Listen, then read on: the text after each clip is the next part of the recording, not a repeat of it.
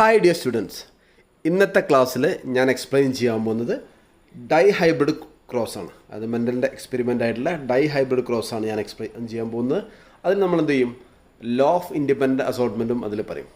Okay, നമ്മൾ ആദ്യം mono hybrid ക്രോസിനെ പറ്റി പറഞ്ഞു, മെൻ്റലിൽ ചെയ്തിട്ടുള്ള മോണോ ഹൈബ്രിഡ് ക്രോസ് എക്സ്പെരിമെന്റിനെ പറ്റി പറഞ്ഞു. ഇനി പറയാൻ പോകുന്നതാണ് ഡൈ ഹൈബ്രിഡ് ക്രോസ് ആണ്. ഡൈ മീൻസ് നമുക്ക് എല്ലാവർക്കും അറിയാം 2 ക്യാരക്ടേഴ്സ്. ഡൈ ആണ് 2 ആണ്. അപ്പൊ ഇവിടെ എന്ത് ചെയ്തു, ഫസ്റ്റ് കേസ് മോണോ ഹൈബ്രിഡിൽ ഒരു സിംഗിൾ ക്യാരക്ടർ മാത്രമേ എന്ത് ചെയ്തുള്ളൂ, അതിന്റെ ഇൻഹെറിറ്റൻസ് മാത്രമേ സ്റ്റഡി ചെയ്തുള്ളൂ. ഇവിടെ എന്താണ്, 2 ക്യാരക്ടറിന്റെ ഇൻഹെറിറ്റൻസ് ഒരേ സമയം എന്ത് ചെയ്തു, സ്റ്റഡി ചെയ്തു. അതിനുവേണ്ടി എന്ത് ചെയ്തു, അത്തരം 2 ക്യാരക്ടേഴ്സിന്റെ വെച്ചിട്ടുള്ള ക്രോസ് നമ്മൾ എന്ത് പറയപ്പോഴും ഡൈ ഹൈബ്രിഡ് ക്രോസ് വിളിക്കും. അതിനെ ഡൈ ഹൈബ്രിഡ് ക്രോസ് വിളിക്കും. അപ്പൊ ഇവിടെ എക്സാമ്പിൾ നമ്മൾ എടുത്തു കഴിഞ്ഞാൽ എന്താണ്, ഇതില് ആദ്യം നമ്മള് പിയുടെ സീഡിന്റെ കളറും അതുപോലെ തന്നെ സീഡിന്റെ ഷേപ്പും. ഓക്കെ, ആദ്യത്തെ കേസ് നമ്മൾ സീഡിന്റെ കളർ മാത്രമേ നോക്കിയിട്ടുണ്ടായിരുന്നു. ഇതിലെന്താണ്, സീഡിന്റെ ഷേപ്പും കൂടെ എന്ത് ചെയ്തു, ഇതില് കൺസിഡർ ചെയ്തു. അപ്പൊ എന്താണ്, യെല്ലോ ഓർ ഗ്രീൻ ആണ് എന്ത് ചെയ്യാം, പിയുടെ സീഡിന്റെ ഷേപ്പ് കളർ ഉണ്ടായിരിക്കുക. അതുപോലെ എന്താണ്, പിയുടെ ഷേപ്പ് എന്തായിരിക്കും, റൗണ്ട് ഓർ റിംഗിൾഡ് ആയിരിക്കും. ഓക്കെ, റൗണ്ട് ഓർ റിംഗിൾഡ് ആയിരിക്കും. ഇവരെന്ത് ചെയ്തു, ഫസ്റ്റ് എന്ത് ചെയ്തു, നമ്മുടെ ഹോമോസൈഗസ് ആയിട്ടുള്ള യെല്ലോ റൗണ്ട് പീ പ്ലാന്റും അതുപോലെ തന്നെ ഗ്രീൻ റിംഗിൾഡ്, അതായത് യെല്ലോ റൗണ്ട് എന്ന് പറഞ്ഞാൽ എന്താണ്, അവിടെ ഹോമോസൈഗസ് ആയിരിക്കും ഉണ്ടായിരിക്കുക. യെല്ലോക്കുള്ള ക്യാപിറ്റൽ വൈയും അതുപോലെ റൗണ്ടിന്റെ ക്യാപിറ്റൽ ആർ ഉണ്ടായിരിക്കുക. അതുപോലെ ഇവിടെ എന്താണ്, ഗ്രീൻ്റെത് എന്തായിരിക്കും ഉണ്ടാവുക, സ്മോൾ വൈ. അതുപോലെ റിംഗിൾഡിന്റെ സ്മോൾ ആർ. ഇത് രണ്ടും കൂടെ എന്ത് ചെയ്തു, പി ജനറേഷൻ അത് എടുത്തിട്ട് എന്ത് ചെയ്തു, അത് ക്രോസ് ചെയ്തിട്ട് എന്ത് ചെയ്തു, F1 ജനറേഷൻ കിട്ടി. ഓക്കെ, F1 ജനറേഷൻ കിട്ടി. അപ്പൊ F1 ജനറേഷൻ എന്ത് വരും, ഇവിടെ എന്ത് ചെയ്യും, ക്യാപിറ്റൽ വൈ ക്യാപിറ്റൽ ആർ വരും. അവിടെ എന്ത് ചെയ്തു, അതെന്താണ് എന്ന് പറയാം, ഈ ക്യാപിറ്റൽ വൈ യെല്ലോ ഡോമിനന്റ് ആണ്, അതുപോലെ എന്താണ് ക്യാപിറ്റൽ ആർ റൗണ്ട് എന്നാണ് ഡോമിനന്റ്. സോ എന്തായിരിക്കും ഉണ്ടാവുക, F1 ജനറേഷനിൽ ഫീനോടൈപ്പ് എന്തായിരിക്കും ഉണ്ടാവുക, യെല്ലോ റൗണ്ട് ആയിരിക്കും ഉണ്ടായിരിക്കുക. പക്ഷെ ഇവിടെ എന്തായിരിക്കും, ഇത് ഹെട്രോസൈഗസ് ആയിരിക്കും. ഓക്കെ, ഇനി അതിന്റെ ശേഷം എന്തോ ഈ F1 ജനറേഷൻ എന്ത് ചെയ്തു, വീണ്ടും F1 ജനറേഷന് എന്ത് സെൽഫ് ക്രോസിംഗ് നടത്തി. ഓക്കെ, സെൽഫ് ക്രോസിംഗ് നടത്തിയ സമയത്ത് എന്ത് ചെയ്തു, അതിന് ഫോം ചെയ്യാനുള്ള ഗാമീറ്റ്സ് ആണ് ഈ കാണുന്ന 4 ഗാമീറ്റ്സുകൾ എന്ത് ചെയ്യാൻ ഫോം ചെയ്യാനുള്ള സാധ്യത ഉണ്ടാവുക. അതെന്ത് ചെയ്തു, ക്രോസിംഗ് വരുന്ന സമയത്ത് എന്ത് ചെയ്യും, അവര് കിട്ടിയ പ്രൊപ്പോർഷൻ ആണ് എന്ത് 9 എന്ത് ചെയ്തു, യെല്ലോ റൗണ്ട് പ്ലാന്റ് കിട്ടി. അതുപോലെ 3 എന്ത് കിട്ടി, ഗ്രീൻ റൗണ്ട് പ്ലാന്റ് കിട്ടി. അതുപോലെ എന്ത് ചെയ്തു, 3 എന്ത് വന്നു, യെല്ലോ റിംഗിൾഡ് വന്നു. അതുപോലെ 1 എന്ത് ചെയ്തു, ഗ്രീൻ റിംഗിൾഡ് സീഡും കിട്ടി.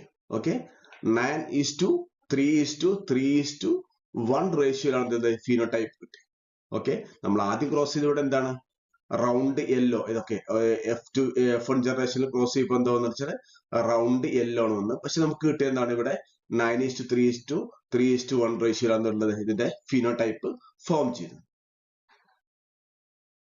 നിങ്ങൾക്ക് ഈ പുനറ്റ് സ്ക്വയർ നോക്കിയാൽ മനസ്സിലാവും, ഈ ഗാമീറ്റ് ഫോർമേഷൻ സമയത്ത് ഡിഫറെന്റ് ക്യാരക്ടേഴ്സ് ഇൻഡിപെൻഡന്റ് ആയിട്ടാണ് എന്ത് ചെയ്യുന്നത്, സെപ്പറേറ്റ് ചെയ്യപ്പെടുന്നത്. ഓക്കെ, ഈ ഡിഫറെന്റ് 2 ക്യാരക്ടർ, അതായത് ഷേപ്പിന്റെയും അതുപോലത്തെ കളറിന്റെ ഒക്കെ കൊടുക്കുന്ന ഗാമീറ്റുകളുടെ അലീൽസ് എന്താണ്, ഓരോ സമയത്തും എന്താണ് ഇൻഡിപെൻഡന്റ് ആയിട്ടാണ് എന്ത് ചെയ്യുന്നത്, സെപ്പറേറ്റ് ചെയ്യപ്പെടുന്നത്.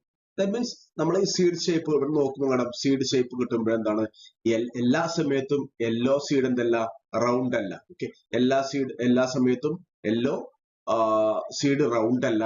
അതുപോലെ തന്നെ എല്ലാ സമയത്തും യെല്ലോ സീഡ് റിംഗിൾഡും അല്ല. അതുപോലെ തന്നെ ഗ്രീൻ സീഡ് എന്തല്ല, എല്ലാ സമയത്തും റൗണ്ട് അല്ല. എല്ലാ സമയത്ത് ഗ്രീൻ സീഡ് എല്ലാ സമയത്തും റിംഗിൾഡും അല്ല. ഇവിടെ എന്താണ്, എല്ലാ കോമ്പിനേഷനും എന്തുണ്ട്, അവിടെ ഉണ്ടായിരിക്കും. എല്ലാ കോമ്പിനേഷനും അവിടെ ഉണ്ടായിരിക്കും.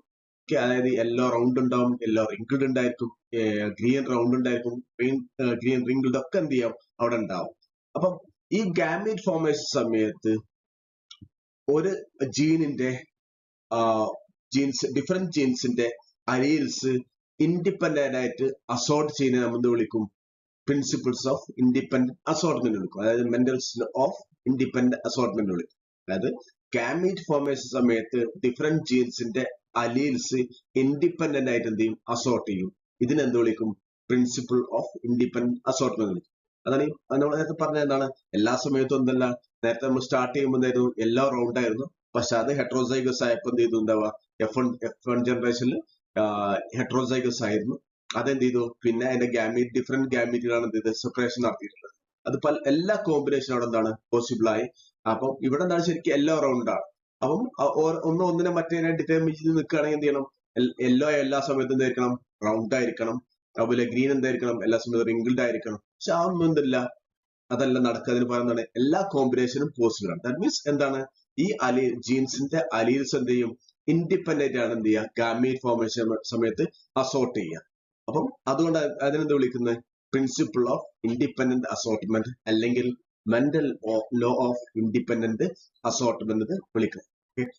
അപ്പോൾ നിങ്ങൾക്ക് മെൻഡലിൻ്റെ ഡൈഹൈബ്രിഡ് ക്ലോസ് എന്താണെന്നും അതുപോലെ തന്നെ ലോ ഓഫ് ഇൻഡിപെൻഡൻറ്റ് അസോർട്ട്മെൻറ്റും എന്താണെന്ന് മനസ്സിലായി വിചാരിക്കുന്നു. So thank you for listening.